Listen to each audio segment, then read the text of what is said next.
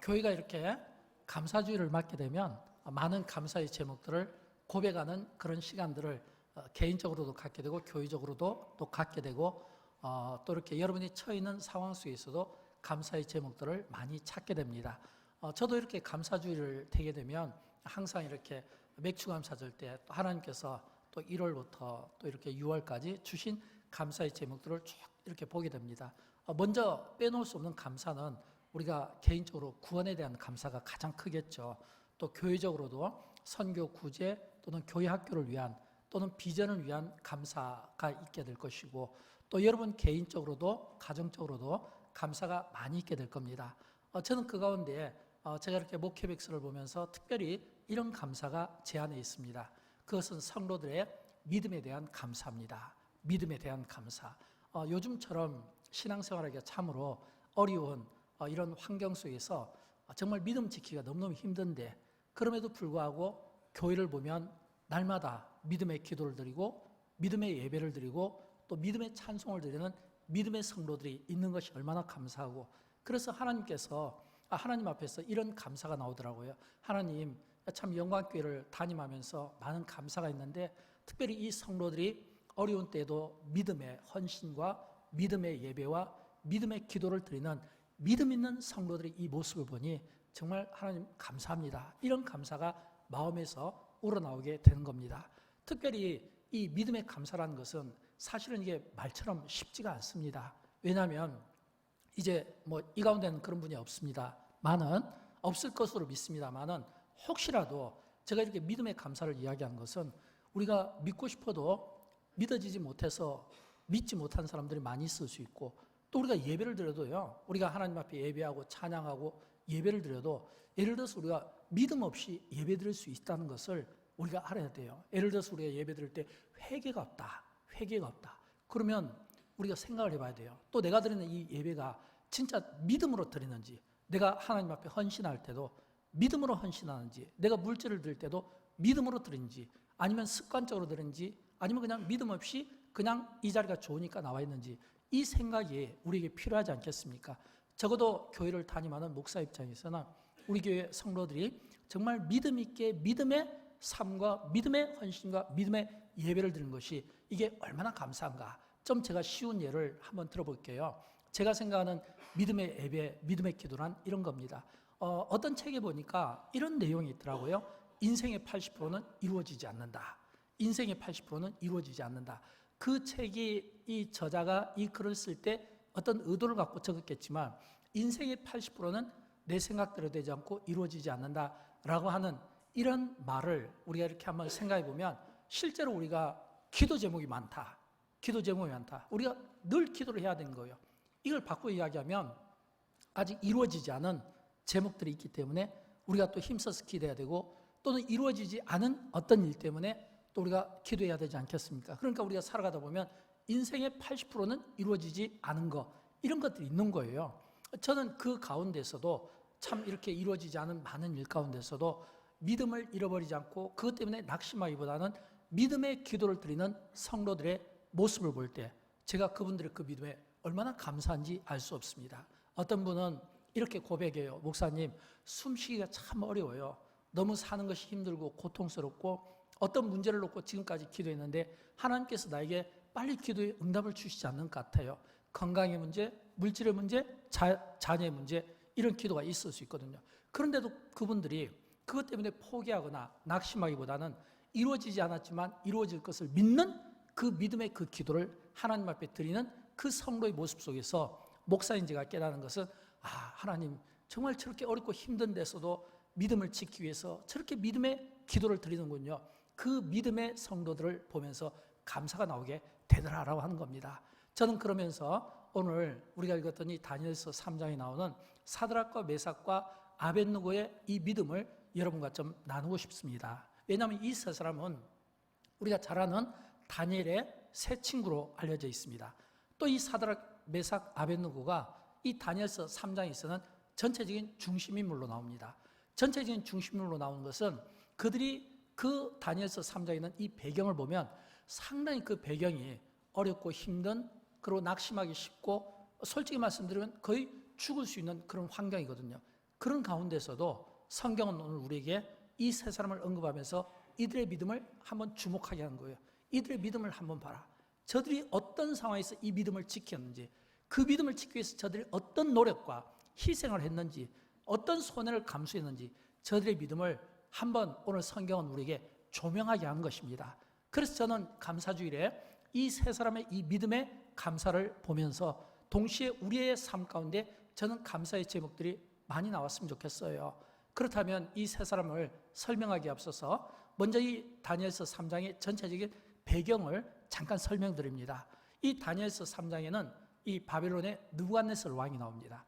근데 이 느부갓네살 왕은 그 당시에 이 바벨론을 가장 최고로 부흥시킨, 성장시킨 왕이었습니다. 그래서 역사학자들에 의하면 이 바벨론을 제국이라고 불렀습니다.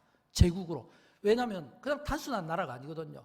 유다를 침공해서 유다를 점령하고 주변에 있는 나라들을 침략해서 주변에 있는 나라들을 점령하고, 그래서 나라를 굉장히 영토를 확장시키고 정치, 경제, 무역 모든 부분에서 최고로 이렇게 끌어올린, 이렇게 뭐냐면 성장시킨 왕이 느부갓네살이거든요. 근데 우리가 성경을 보면 이런 말씀들이 나오잖아요. 섰다고 생각할 때 넘어질까 조심하라. 사람이요, 자랑거리가 많이 생기면 그 자랑 때문에 은근히 자기를 과시하고 드러내고 싶어하는 이런 교만된 마음이 생기기 마련입니다. 사실은 이렇게 자랑거리가 많을 때 그 사람이 겸손하면 하나님 더 크게 쓰실 건데, 근데 오늘 본문에 보면 이 바벨론 느부갓네살은 겸손하지는 않았던 것 같아요. 왜냐하면 그가 넓은 평지에다가 금으로 신상을 만듭니다. 근데 금으로 신상을 만드는데 이 신상을 만드는 목적이, 금으로 신상을 만든다? 그러면 이 금이 막 이 하늘 닿을 정도로 이렇게 높은 신상을 금으로 만들면 이거는 자기 어떤 부와 명예와 권세 이런 것들을 막 힘을 자랑하고 싶을 거 아니에요. 그렇게 만들어가지고 이번에는 본문에 보면 나왔잖아요. 모든 소리나는 악기들, 그러니까 소리나는 모든 악기들을 전부 동원해서 이 왕이 조서를 쓰는데, 이 금신상을 만들어 놓고 소리나는 모든 악기들로 하여금 소리 연주가 들리면 그 연주 소리를 듣는 사람들 전부 다 그 자리에서 하던 일을 멈추고 그 신상을 향해서 전부 다 고개를 숙이라 이 말이에요. 이 말은 뭐냐면 절하라는 거거든요. 이 말은 뭐냐면 우상을 숭배하라는 겁니다. 그 우상 숭배하는 그 모습을 통해서 이 바벨론의 느부갓네살은 은근히 자신의 그 어떤 자랑, 위엄을 드러내고 싶을 거고, 교만된 행동을 통해서 이 우상을 숭배하게 하는데, 근데 여러분 그 당시에 이 바벨론은 많은 식민지를 가지고 있었거든요. 그러니까 그 모든 식민지 계층부터 바벨론에 있는 모든 사람들에게 전부 다 이렇게 절하라는 거예요. 그러면 전부 다 절을 하면 이게 이제 절을 하는데, 근데 여기에서 이 조서의 내용이, 만약 내가 금으로 만든 이 신상에 절하지 않으면 이 타는 맹렬히 타는 이 풀무불 속에 집어던지겠다, 이렇게 돼 있거든요. 이게 조서의 내용이었어요. 근데 여러분 이 풀무불은 어떤 의미냐면 용광로로 생각하시면 돼요. 가마솥 같은 거. 왜냐하면 그 당시에 금이나 은 또는 쇠 같은 거를 녹이는 용광로, 큰 화로, 이 화로 같은 거, 이 가마솥 같은 거. 근데 쇠나 용광로를 녹이는, 이 쇠나 금을 녹이는 용광로와 같은 이런 가마솥이라면, 여러분 거기에 만약 금 신상에게 절하지 않는다, 우상 숭배하지 않는다, 그럼 집어 던지게 하거든요. 그럼 집어 던지게 한다면 이거는 얼마나 이게 참 위험한 일이고 얼마나 정말 살벌한 일입니까? 이게 이 만약 절하지 않는 입장에서는 이거는 그냥 가마솥에 들어가 죽는 거거든요. 굉장히 끔찍하고 무서움을 막 연상하게 할 수 있는 거예요. 근데 왕에게 소식이 들립니다. 어떤 소식이 들리냐면, 모든 바벨론 사람들과 식민지 치하에 있는 모든 백성들이, 모든 다른 언어를 쓰는 사람들이 다 왕이 만든 이 금신상에 절하는데 절하지 않는 세 사람이 있다는 거예요. 그 세 사람이 사드락, 메삭, 아벳노고라는 겁니다. 이게 왕에게 들리는 거예요. 그래서 왕이 이 세 사람을 불러드립니다. 자, 그러면 오늘 본문은 바로 여기에서부터 시작하는 거예요. 그러면 이 세 사람이 왕 앞에 딱 가게 되었을 때, 이 세 사람이 그 바벨론 그 당시 최고의 이 제국을 만든 이런 황제 같은 사람인데, 그 신분 앞에 그들이 서서 어떤 믿음을 보여주는가, 이 믿음을 우리가 보기를 원하고, 이런 이 믿음을 오늘 우리 시대가 요구를 받지 않을까, 이런 생각을 갖게 된 거예요. 세 가지 믿음인데, 첫 번째 믿음은 어떤 믿음이냐면 풀무불 앞에서는 믿음을 이야기하는 겁니다. 본문에 보면 왕이 노하여 분하고 이렇게 시작하거든요. 13절에서 노하고 분하여. 이 말은 지금 다 절하는데 세 사람이 절하지 않으니까 왕이 얼마나 화가 나겠습니까? 불러서 노하고 분하여. 이건 지금 이 왕이 얼굴에서 이 감정을 숨기지를 못하는 거예요. 그럼 여러분 이쯤 되면 이 왕 앞에 쓴 사람은 누구든지 벌벌 떨게 돼 있거든요. 근데 이야기합니다. 지금이라도 이제라도 내가 만든 이 신상 앞에 절하면 살겠거니와. 이건 뭐냐면 지금이라도 너가 절하면 내가 용서해 줄 수 있고 살려줄 수 있다는 겁니다. 그러나 절하지 않으면 너는 맹렬히 타는 풀무불에 던져 죽임을 당할 것이다. 너희가 이 맹렬히 타는 이 풀무불에 던져지면 누가 너희를 살려주겠냐? 누가 너희를 구원하겠냐? 라고 하는 겁니다. 오늘 보면 15절 말씀인데 우리 같이 한번 읽어보도록 할까요? 너희가 만일 즉시 너희를 맹렬히 타는 풀무불 가운데 던져넣을 것이니 능히 너희를 내 손에서 건져낼 신이 누구 이겠느냐 하니. 아멘. 여러분 지금 이야기는 절하면 살겠거니와 절하지 않으면 풀무불에 던져질 건데 그러면 누가 너희를 살려주겠냐라고 하는 겁니다. 이쯤 되면 이 세상 권력 앞에서 사람들은 보통 세 가지 중에 하나를 택합니다. 무조건 고개를 숙이고 순종하는 경우가 있습니다. 아니면 그래도 나름 신앙이 있으면 양심이 있으면 마음으로는 받아들이지 못하지만 그러나 그냥 타협적으로 고개를 숙이는 경우가 있습니다. 근데 그 가운데는 끝까지 자기 어떤 신념, 믿음 때문에 고개를 숙이지 않고 풀무불 앞에 딱 서는 사람이 있어요. 오늘 본문에 보면 이 세 사람이 바로 그런 유형인 거예요. 왜냐하면 왕의 질문이잖아요.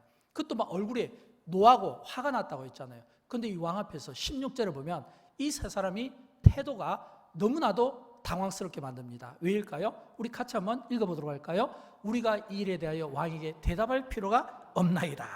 대답할 필요가 없나이다. 여러분 지금 이 이야기는요, 왕의 질문에 대해서 절하면 그냥 살려주겠다고 하거든요. 절하지 않으면 맹렬히 타는 풀무불 속에 던지겠다고 이야기하거든요.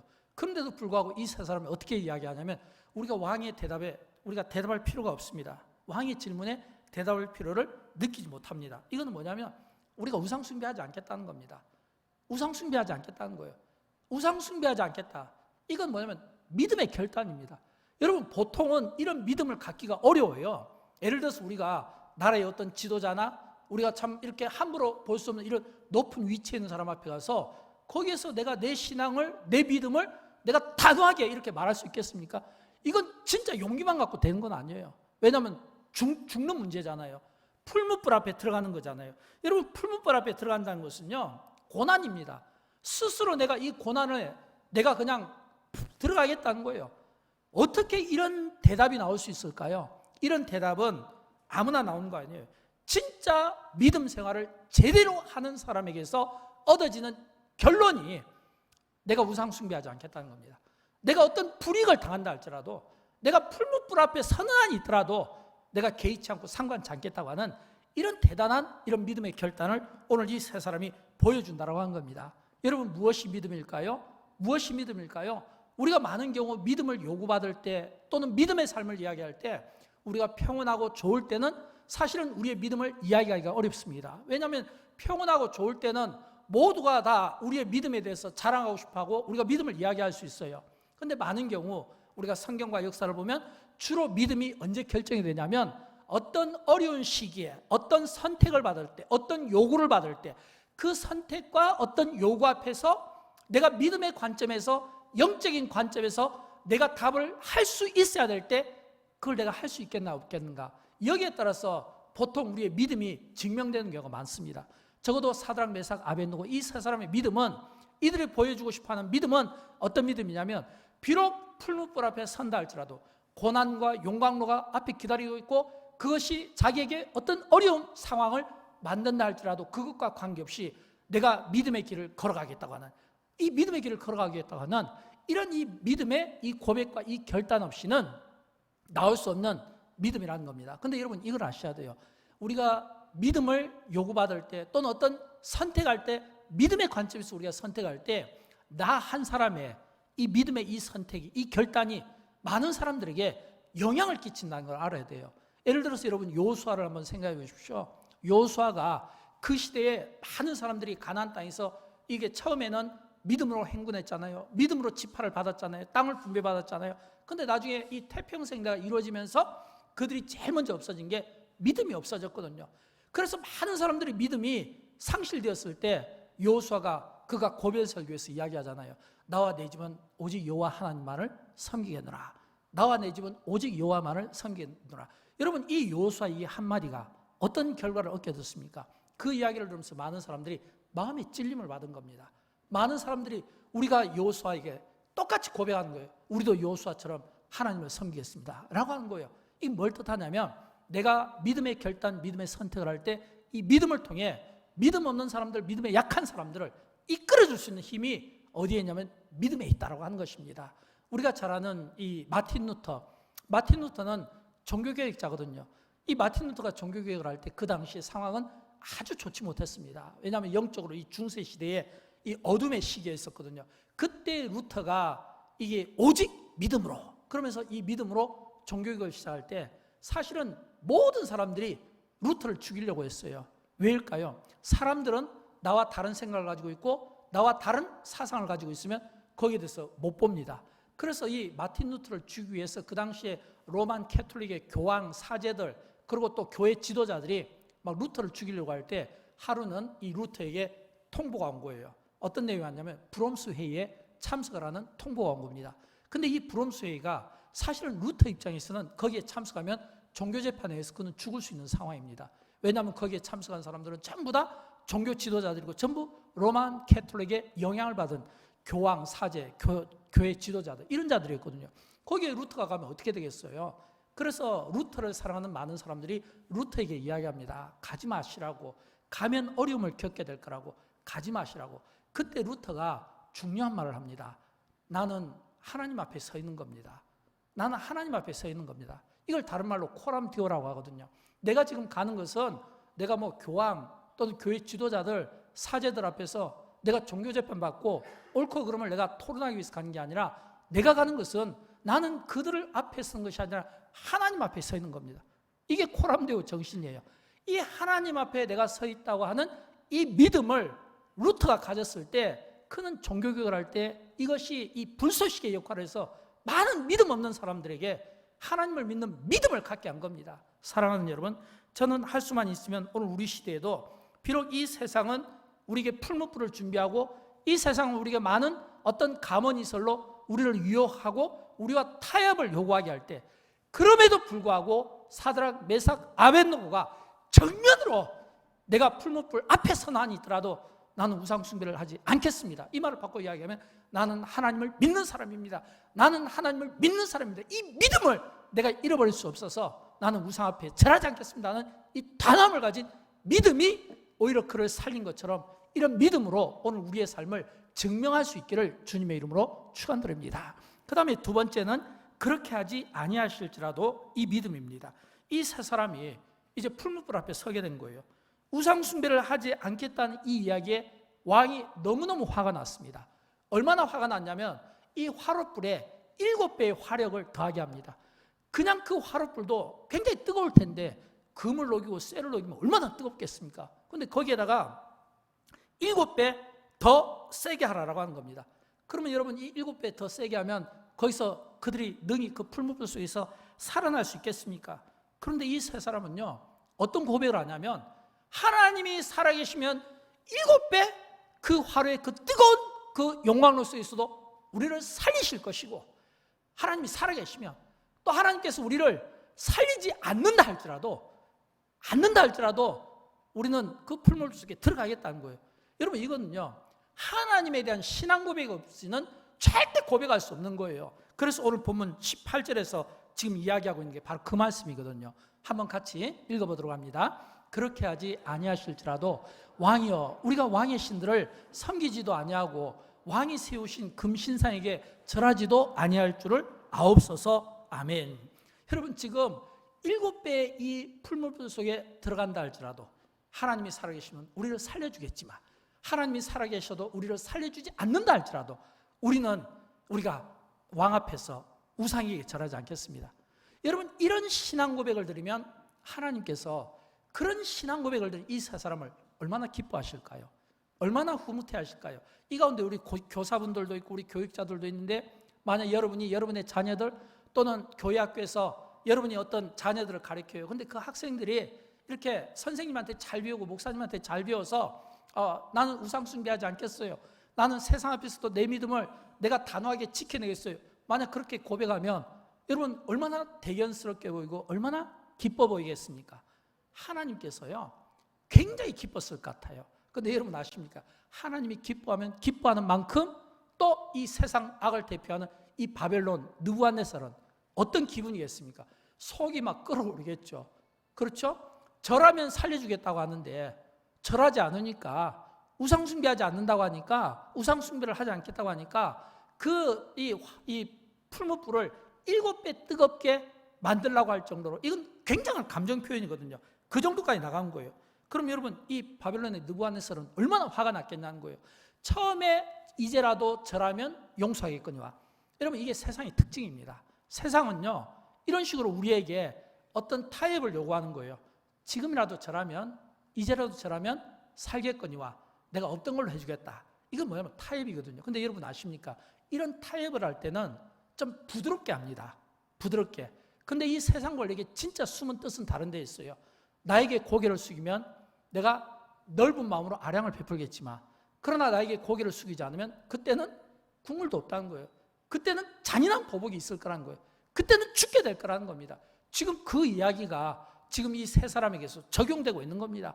처음에는 부드럽게 했다가 나중에는 왕에게 우상 숭배하지 않겠다고 하니까 이제는 7배 이 뜨거운 이 불 속에 집어넣는데, 이 뜨거운 불 속에 집어들어가는 이 이야기가 이게 보통 이게 그 당사자 입장에서는 이게 참 무서운 환란이 아닐 수가 없다라고 하는 겁니다. 왜냐하면 그 풀무불 너무너무 뜨겁고, 그리고 그 풀무불 앞에 내가 딱 서 있으면 사람들은요 그 뜨거운 하다못해 가까운 데서 어떤 이렇게 불이 좀 있어서 이렇게 막 그냥 타오르기만 하더라도 무서워서 가까이 가지 못하는데, 그 뜨거운 데 자기가 선다는 게 여러분 이게 쉬운 믿음이겠습니까?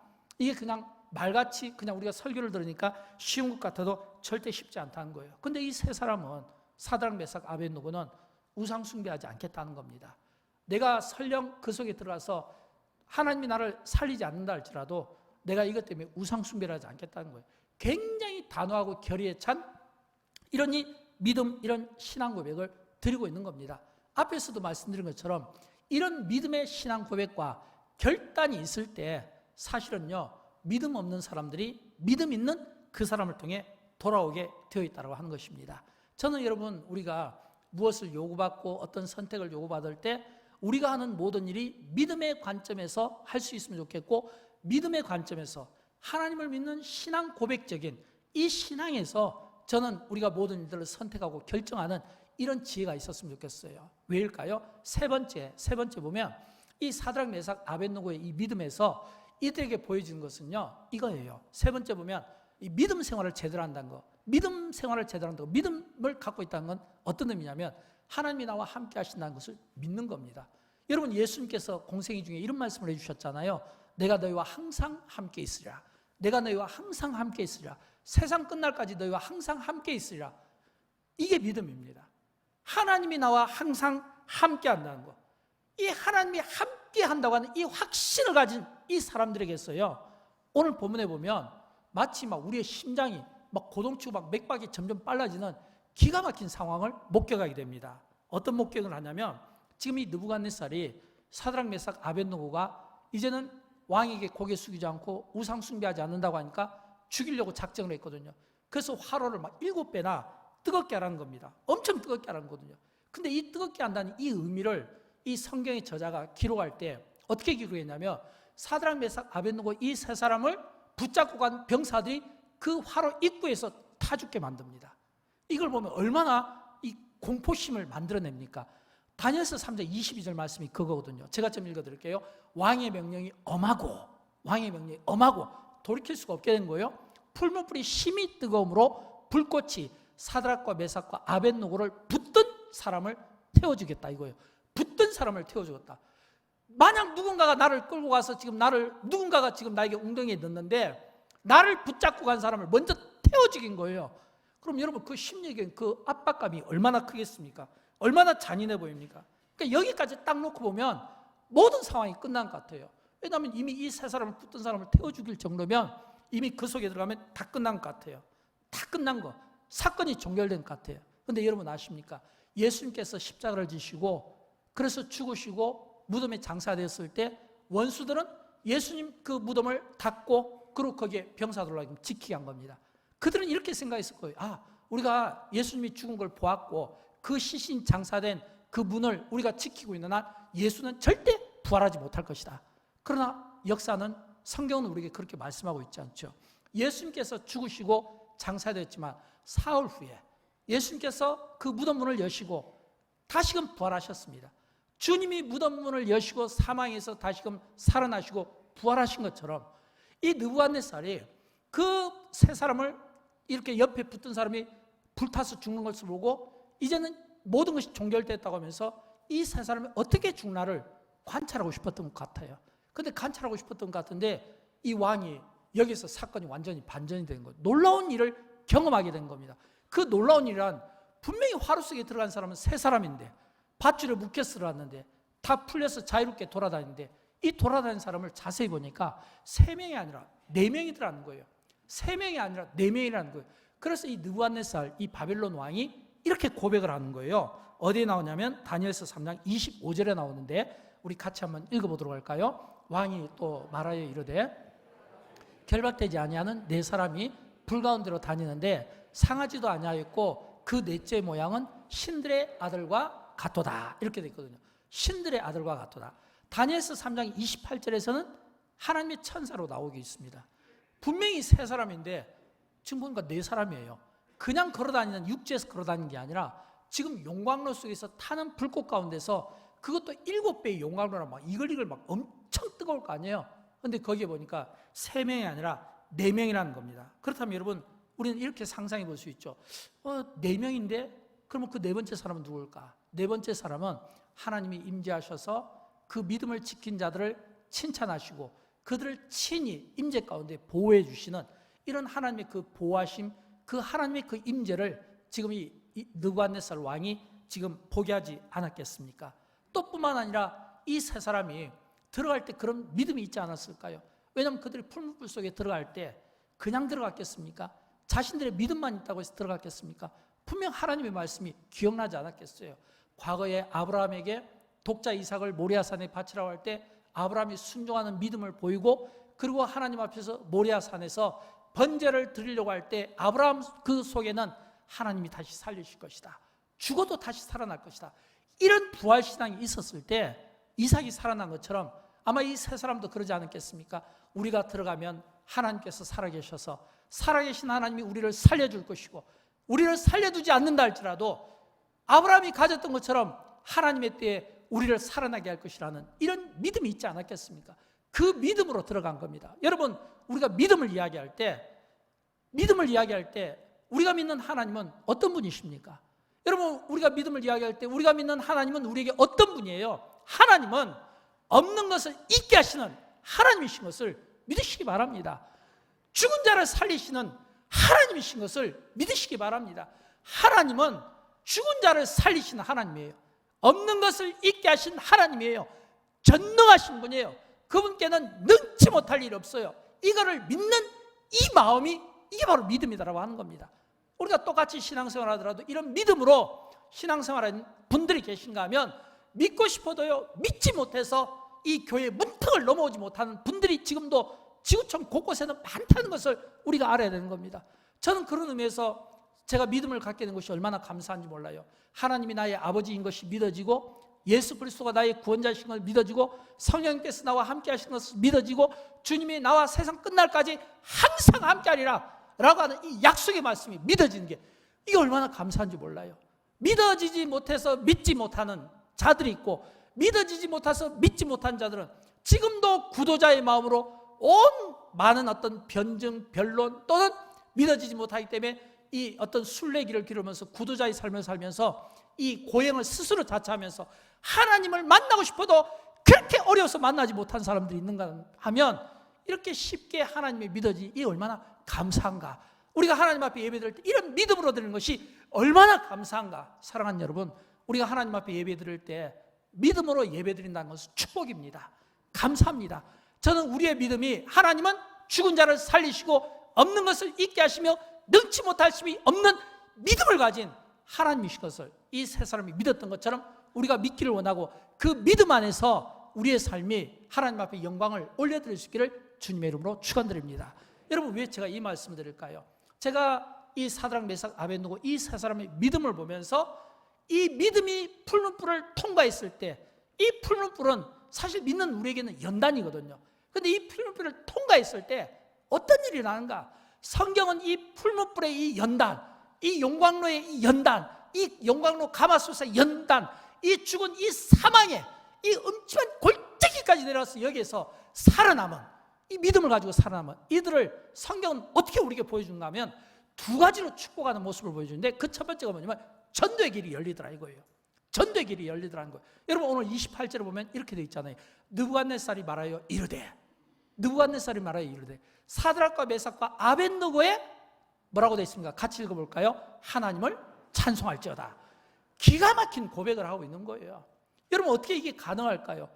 조금 전까지만 하더라도 느부갓네살이 자기가 금신상을 만들어 놓고 자기의 교만과 자기의 우월과 뭔가 자랑하고 싶어하는, 이 세상의 모든 나라를 정복했다고 하는 이 정복자의 교만함, 많은 것들을 누리는 이 교만함, 똑똑하다고 생각하는 이 교만함, 이 지식을 가지고 모든 사람들에게 금신상을 만들어 놓고 절하게 하면서 자신이 즐기고 있고 우상숭배를 강요하고, 이 우상숭배를 하지 않는 자는 풀무불에 던져 죽임을 당하겠다고 선포하며 으르렁거리면서 이 세 사람을 불꽃 속에 집어넣는데, 근데 지금은 어떻게 바뀌었냐면 상황이, 이 이방왕 느부갓네살이 사드락과 메삭과 아벳느고의 하나님을 찬송할지로다, 완전 바뀌어버린 거예요.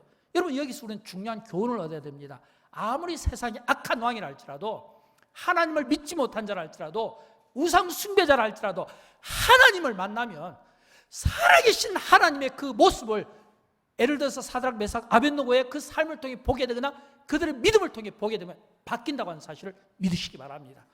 우리가 전도하는 이유 아닐까요? 우리가 전도하고 우리가 선교하는 이유 아닐까요? 우리가 생각할 때 우리가 전도하고 선교하면 안 될 것 같지만, 어떤 사람에게는 우리의 이 전도자의 이 삶을 통해서 보게 된다는 겁니다. 변하게 된다는 겁니다. 우리의 이 전도자의 삶을 통해서요, 우리의 모습에서 사람의 모습으로 보는 게 아니라 하나님의 모습이 보인다는 거예요. 하나님의 모습을 보면 어떻게 될까요? 사람이 180도로 바뀌는 거예요. 저는 여러분, 우리의 삶이, 우리의 모든 삶의 믿음의 이 삶이, 믿음의 이 모습이 누구를 보게 하냐면 우리의 모습이 아니라 사람의 모습이 아니라 우리의 모습에서 천사의 모습을 보고 주님의 모습을 봄으로 말미암아 믿지 않는 악한 자라 할지라도, 믿지 않는 자라 할지라도, 부정적인 사고를 가진 자라 할지라도 우리 때문에 그 삶이 바뀌고 변하여 믿음을 가지고 우리의 하나님을, 그들이 우리의 하나님을 찬송하고 고백하는, 그래서 모든 이 전도의 문이 열리는 이 축복이 있게 되기를 주님의 이름으로 축원드립니다. 여러분, 이게 뭐예요? 이게 그 풀무불의 연단을 받은 자에게서 주시는 은혜라고 하는 것입니다. 두 번째 은혜가 있어요. 두 번째 은혜는요, 이것도 참 좋은 은혜예요. 하나님께서 더 크게 쓰시는 거예요. 어떻게 쓰실까요? 다니엘서 3장 30절 말씀을 우리 같이 읽어보도록 할까요? 왕이 드디어 사드락과 메삭과 아벳느고를 바벨론 지방에서 더욱 높이니라 그랬거든요. 더욱 높이니라. 지금 여러분, 이게 지금 하나님이 높여주신 게 아니라 이방 왕입니다.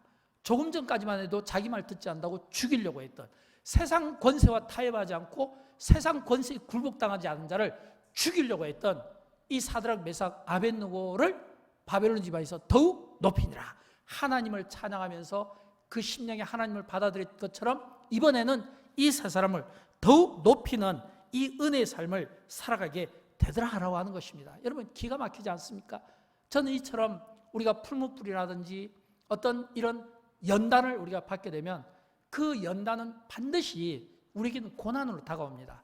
그러나 여러분, 이 연단이 하나님을 믿는 믿음 때문이라면, 그 믿음을 포기할 수 없어서 받는 고난이라면, 저는 그런 믿음을 가지고 이 연단을 이겨낸다면 하나님께서 사드락 메삭 아벳느고에게 복을 주신 것처럼 오늘 저와 여러분에게 복을 주시고, 이방 사람에게 인정받고 이방 사람에게 높임을 받은 것처럼 이방 사람들도 우리를 인정하지 않을 수 없게 만들 것이고 우리를 높이지 않을 수 없게 만들게 될 줄로 믿습니다. 여러분, 바벨론 느부갓네살이 보통 사람입니까? 보통 사람은 아니에요.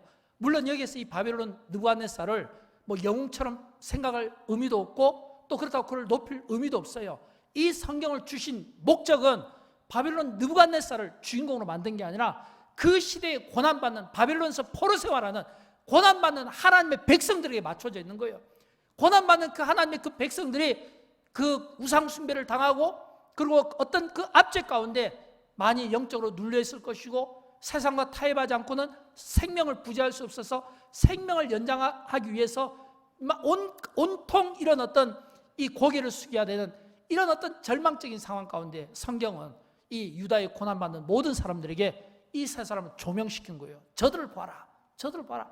지금 저들이 풀무불 앞에 서는 그런 그 당당한 그 믿음의 그 결단을 보여줌으로 저들이 죽은 것이 아니라 저들이 하나님이 살리시고 이방 나라의 왕이 인정하지 않을 수 없고 이방 나라의 왕이 오히려 그들의 하나님을 칭송하게 하고 그들을 세상 가운데서 높임 있게 쓰임받았다고 하는 거, 이거를 보여주는 거예요. 고난받는 백성들에게 보여주는 거예요. 저들의 믿음을 한번 보라. 저들의 믿음이 아름답지 않니? 저들의 믿음이 그들이 볼 때는 전부 다 이게 뭐냐면 적대시했을 거 아니에요. 왜냐하면 사람들은 어떤 마음을 가지고 있냐면 나하고 생각이 다르면 적대시하는 거예요. 나하고 다른 행동을 하면 적대시하는 거예요. 나하고 생각이 다르고 다른 행동을 하기 때문에 이게 뭐냐면 가까이 가기가 싫은 겁니다. 온통 비난과 어떤 욕설들을 막 퍼붓을 수 있을 거예요.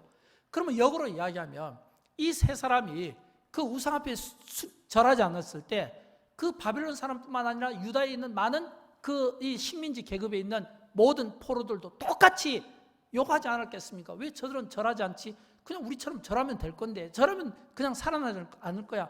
내가 절한다 하더라도 그래도 내 마음은 여전히 하나님을 갖고 있는데, 이런 생각도 할 수 있고, 그냥 아니면 무조건 겁나니까 고개 숙이면서 절하면 되지 않겠냐?